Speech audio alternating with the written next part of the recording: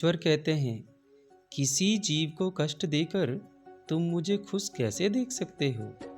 क्योंकि ईश्वर जगत के स्वामी हैं। वे कण कण में निवास करते हैं। छोटे से छोटे जीव के हृदय में भी ईश्वर का वास होता है। उस जीव को कष्ट का अनुभव होना ईश्वर को कष्ट का अनुभव कराता है। अर्थात किसी जीव को कष्ट देकर अपने ईश्वर को खुश कैसे देख सकते हैं आप? वह दिन मत दिखाना काना कि हमें खुद पर गुरूर हो जाए। वह दिन मत दिखाना काना कि हमें खुद पर गुरूर हो जाए। रखना अपने दिल में इस तरह कि जीवन सफल हो जाए। जो कृष्ण का दास हो जाता है वो अपने आराध्य से ऐसे दिन न दिखाने की कामना करता है जिससे उसमें कभी गुरूर आ जाए। वह तो अपने श्री कृष्ण का सेवक बनकर ही जीवन सफल बनाना चाहता है। जो हुआ अच्छा हुआ, जो होगा वह भी अच्छा ही होगा। स्वयं को मुझ पर छोड़ दो अर्जुन, अपने कर्म पर ध्यान दो।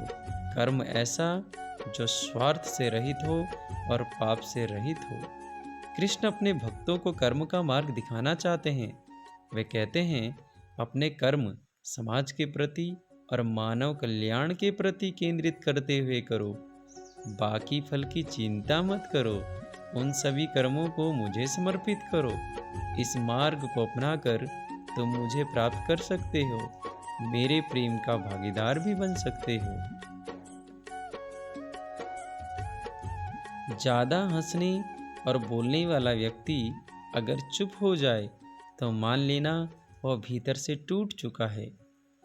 अर्थात जो व्यक्ति सदैव हंसता खेलता मुस्कुराता रहता हो, अगर वह अपने स्वभाव से भिन्न हो जाए, बिल्कुल चुप गुमसुम उदास रहने लगे, तो आप समझ जाना उसके हृदय में एक पीड़ा है। उस दर्द को, उस पीड़ा को महसूस करो और उसने उसे कमजोर बना दिया है। जिस व्यक्ति के पास संतुष्टि नहीं है, उसे कितना भी मिल जाए वह असंतुष्ट ही रहेगा। अर्थात हे अर्जुन, जिस व्यक्ति के पास संपूर्ण धन दौलत, ऐश्वर्य, वैभव सब है मगर संतुष्टि नहीं है, उस धन दौलत का कोई अर्थ नहीं रह जाता। वह सदैव असंतुष्ट की स्थिति में ही रहता है। जिसके पास संतुष्टि है वह थोड़े में भी संतुष्ट रहता है। जिंदगी में सदैव अवसरों का आनंद लेना चाहिए, लेकिन किसी के भरोसे को तोड़कर नहीं। अर्थात जिंदगी में भरोसा एक ऐसी चीज है जिसे प्राप्त करना बहुत टाइम लगता है। अर्थात वर्षों की मेहनत के समान है। फिर भी यह प्राप्त हो या नहीं, यह भाग्य पर निर्भर करता है। किंतु भरोसे को तोड़कर पुनः प्राप्त करना यह संभव ही नहीं है। इसीलिए जिंदगी में अवसरों का आनंद सदैव लें, लेकिन भरोसे को कभी टूटने न दें, क्योंकि एक बार अगर भरोसा टूट गया तो वो फिर जुड़ नहीं पाएगा। कभी भी स्वयं पर घमंड मत करना, क्योंकि पत्थर भी भारी होकर पानी में अपना वजूद खो देता है। अर्थात जो व्यक्ति अपने अहंकार से भारी हो जाता है, जिसमें अभिमान भर जाता है, मैं की भावना आ जाती है, वह उस पत्थर की भांति होता है अर्जुन, जो भारी होने के बावजूद भी नदी की धारा में डूबकर अपना अस्तित्व खो देता है और डूब जाता है। इसीलिए ध्यान रखना, घमंड हमेशा इंसान को बर्बाद कर देता है। रावण ने घमंड किया, इतना बड़ा ज्ञानी और भगवान शिव का भक्त होकर भी अपने पूरे वंश का नाश करवा दिया।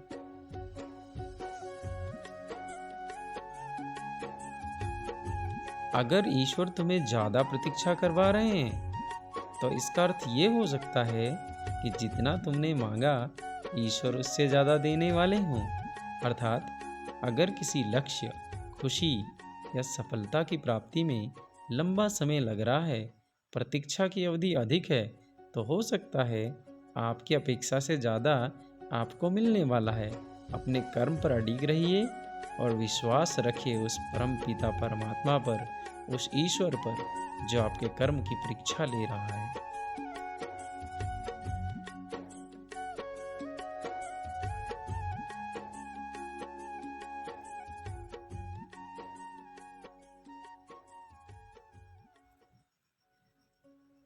ईश्वर कहते हैं, मैं विधाता होकर भी विधि के विधान को नहीं टाल सका, क्योंकि मेरी चाह राधा थी और चाहती मुझको मीरा भी थी, पर मैं तो रुक्मणी का हो गया।